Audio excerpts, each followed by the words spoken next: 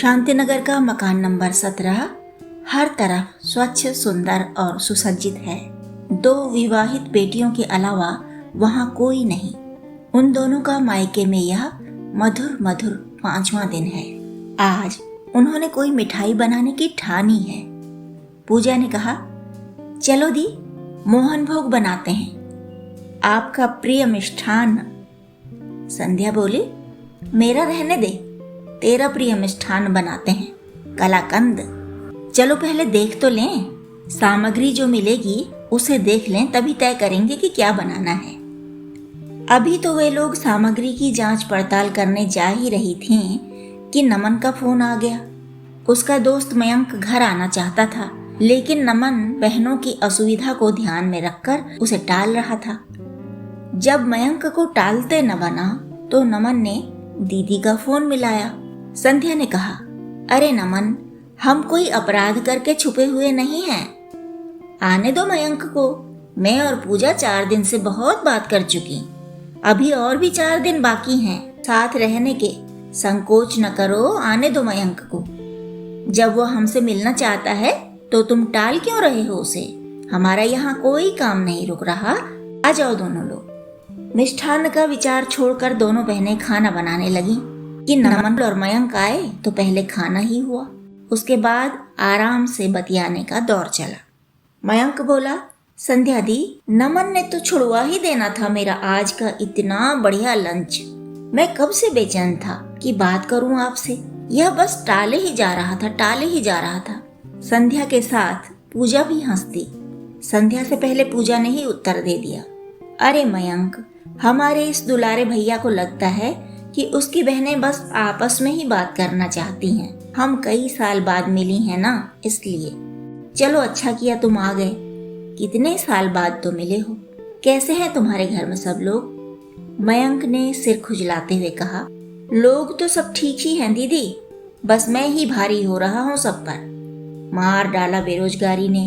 मयंक की बात काटकर नमन बोला, ओवर रिएक्ट कर रहे हो, कोई अत्याचार नहीं हो रहा तुझ पर, समझे? संध्या बोली, नमन, कहने दो ना उसे अपनी बात, बीच में ही क्यों टोक रहे हो? इस समय मयंक तुमसे नहीं, हमसे बात करने आया है। नमन मुस्कुराकर वहां से चला गया तो मयंक कहने लगा, दीदी, नमन तो अपने घर के हिसाब से बात करता है। एक्चुअली मेरे परिवार के लोग काफी अलग हैं। पापा सोचते हैं जैसे 18-19 की एज से वो कमाने लगे थे, मैं भी वैसा ही करूं। बताइए टाइम क्या से क्या हो गया, पर पापा न कभी बदले न बदलेंगे। उनके समय में ग्रेजुएशन कर लिया तो समझो नौकरी पक्की। अब 4-4, 5-5 डिग्री वाले भी बेरोजगार घूम रहे हैं। संध्या ने कहा, सो तो है भैया, लेकिन पहले एक आदमी कमाता था तो 10 लोगों को पाल लेता था, सब लोग सादगी से जी लेते थे। अब परिवार को नहीं देखते बच्चे, बाजार को देखते हैं। खरीद क्षमता बढ़ी तो है सभी की, लेकिन इच्छाएं उससे बहुत अधिक बढ़ गईं। इसीलिए बहुत सारे बच्चों को लगता है कि मम्मी पापा उनकी बात नहीं सुनते, उनकी इच्छाओं का गला घोंटते हैं। मयंक ने कुनमुनाते हुए कहा, दी, हमारे यहाँ तो बच्चों को पूछा ही नहीं जाता। फीस दे दी, खाना कपड़ा दे दिया, चिंदी सा पॉकेट मनी दे दिया, बस, बाकी तुम जानो, तुम्हारा काम जाने। पूजा ने कहा, बहुत से घरों में तो पॉकेट मनी मिलता ही नहीं, कपड़े भी बस किसी त्योहार या शादी वादी में। फीस वगैरह पर भी ताने मिलते हैं बच्चों को।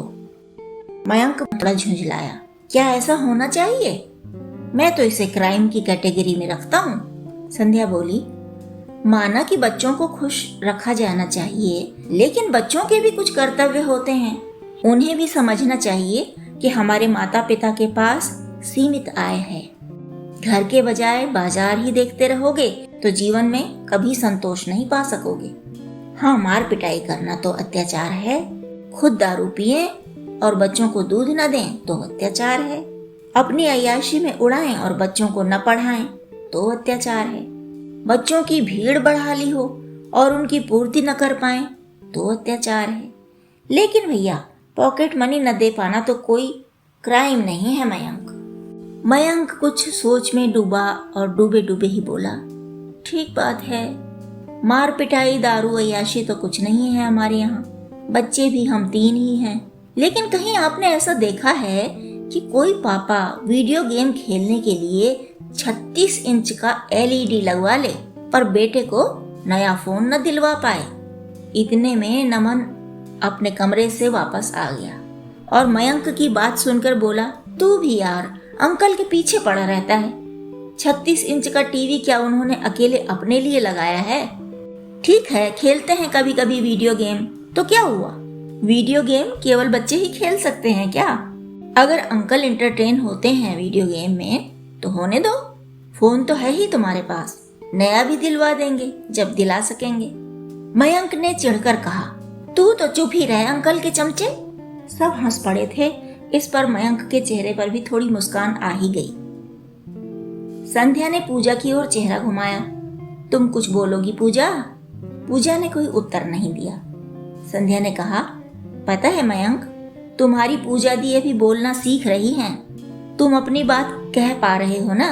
यह तो कह भी नहीं पाती थी। दुनिया में नासमझ और संवेदनहीन लोग कम हैं क्या?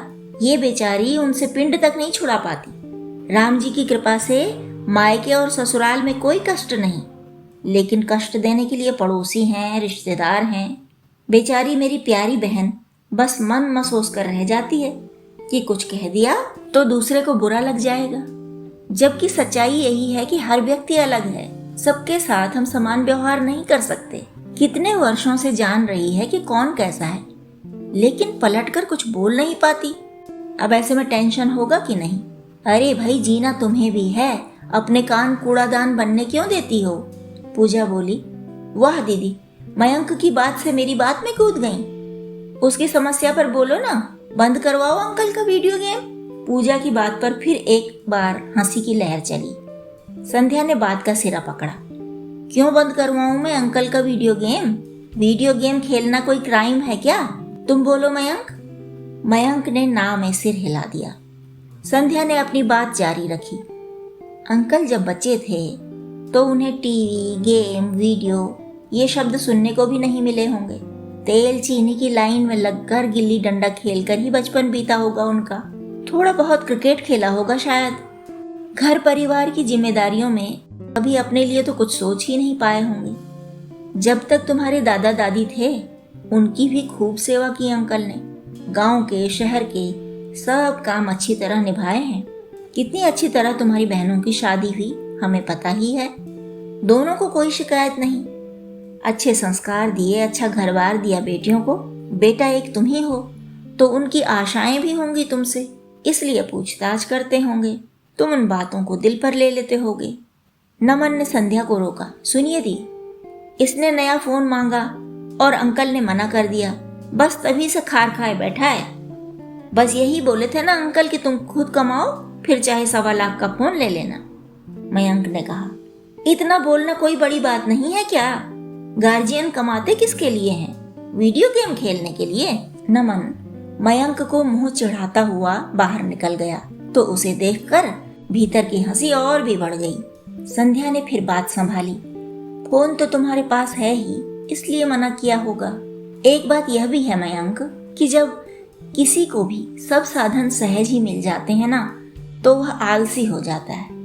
कोई अभाव हो तो उसकी पूर्ति के लिए इंसान परिश्रम करता है। अंकल भी तो यही चाहते होंगे कि तुम जुट कर मेहनत करो, अच्छा करियर बनाओ, उन्नति करो।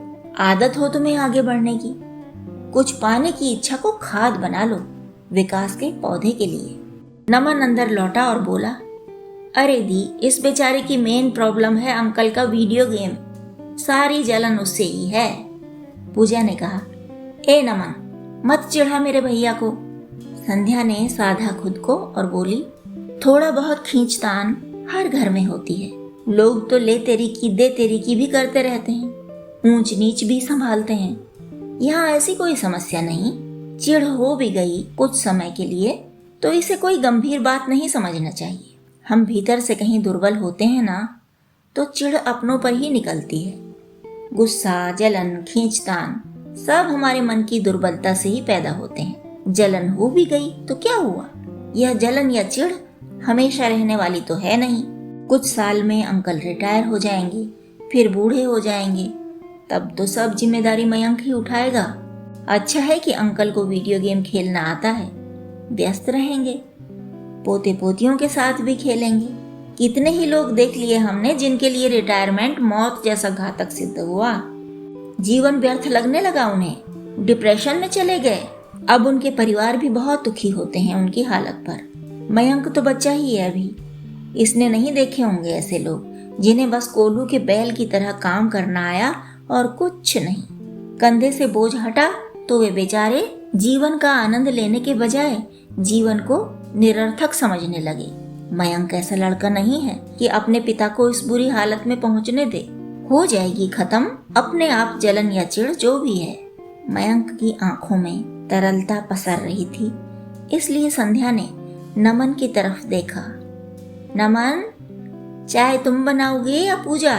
मैं और मयंक तो बातें करते करते थक गए हैं। संध्या ने देखा कि पूजा और नमन दोनों ही रसोई की ओर चले गए हैं, तो मयंक को ग्लानि से बचाने के लिए उसने झट से चर्चा की धारा मोड़ दी।